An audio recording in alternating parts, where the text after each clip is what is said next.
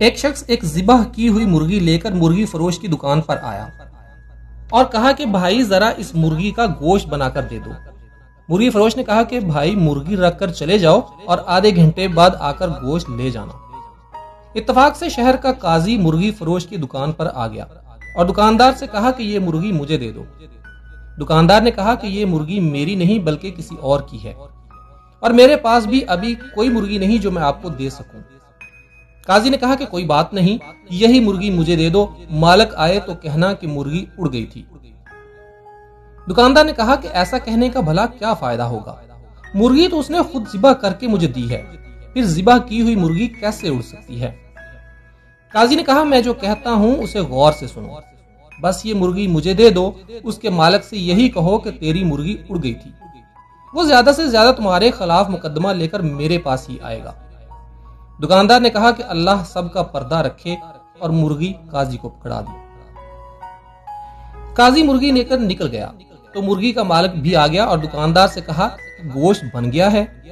دکاندار نے کہا کہ میں گوشت بنانے لگا تھا لیکن آپ کی مرغی اڑ گئی ہے۔ مرغی والے نے حیران ہو کر پوچھا بھلا وہ کیسے؟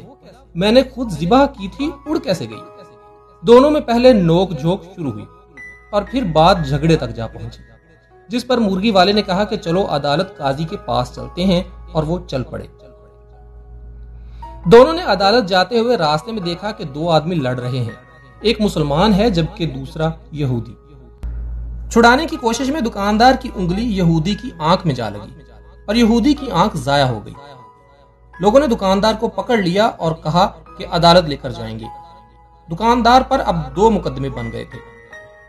لوگ مرغی فروش کو لے کر جب عدالت کے قریب پہنچ گئے تو مرغی فروش اپنے آپ کو چھڑا کر بھاگنے میں کامیاب ہو گیا، مگر لوگوں کے پیچھا کرنے پر قریبی مسجد میں داخل ہو کر مینار پر چڑھ گیا۔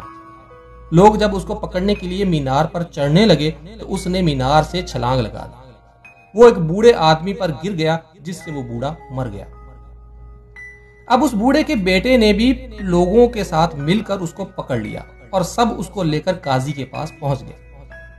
قاضی نے جب مرغی فروش کو دیکھا تو ہنس پڑا کیونکہ اسے مرغی یاد آ گئی، مگر باقی دو کیسوں کا علم اسے ابھی نہیں تھا۔ جب قاضی کو تینوں کیسوں کے بارے میں بتایا گیا تو اس نے سر پکڑ لیا۔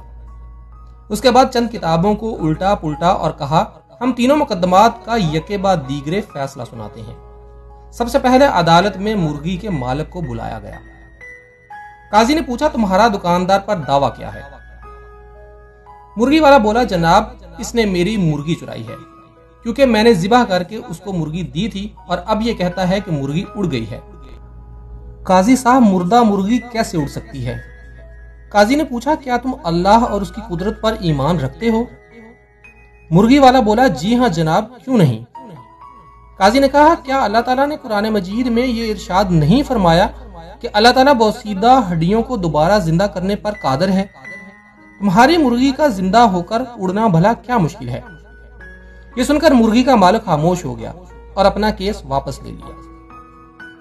قاضی نے کہا اب دوسرا کیس پیش کرو۔ یہودی کو پیش کیا گیا تو اس نے عرض کی کہ قاضی صاحب اس نے میری آنکھ میں انگلی ماری ہے جس سے میری ایک آنکھ ضائع ہو گئی ہے، میں بھی اس کی آنکھ میں انگلی مار کر اس کی آنکھ ضائع کرنا چاہتا ہوں۔ قاضی نے تھوڑی دیر سوچ کر کہا مسلمان پر غیر مسلم کی دیت نصف ہے، اس لیے پہلے یہ مسلمان تمہاری دوسری آنکھ بھی پھوڑے گا، اس کے بعد تم اس کی ایک آنکھ پھوڑ سکتے ہو۔ یہودی بس رہنے دے، میں اپنا کیس واپس لینا چاہتا ہوں۔ قاضی نے کہا کہ اب تیسرا کیس پیش کیا جائے۔ مرنے والے بوڑھے کا بیٹا آگے بڑھا اور عرض کیا کہ قاضی صاحب اس نے میرے باپ پر چھلانگ لگائی ہے جس سے وہ مر گیا ہے۔ قاضی تھوڑی دیر سوچنے کے بعد بولا ایسا کرو کہ تم لوگ اسی مینار پر جاؤ اور اس دعویٰ کرنے والے کو مینار پر چڑھا کر اس مرغی فروش کے اوپر چھلانگ لگانے کو کہو جس طرح مرغی فروش نے اس کے باپ پر چھلانگ لگائی تھی۔ نوجوان نے کہا کہ قاضی صاحب اگر یہ دائیں بائیں ہو گیا تو میں زمین پر گر کر مر جاؤں گا۔ قاضی نے کہا کہ یہ میرا مسئلہ نہیں، میرا کام عدل کرنا ہے، تمہارا باپ دائیں بائیں کیوں نہیں ہوا تھا؟ نوجوان نے اپنا دعویٰ واپس لے لیا۔ نتیجہ اگر آپ کے پاس قاضی کو دینے کے لیے مرغی ہے تو پھر قاضی بھی آپ کو بچانے کا ہر ہنر جانتا ہے۔ امید ہے پاکستانی نظام عدل کے تناظر میں آپ اس کہانی کا مطلب سمجھ گئے ہوں گے۔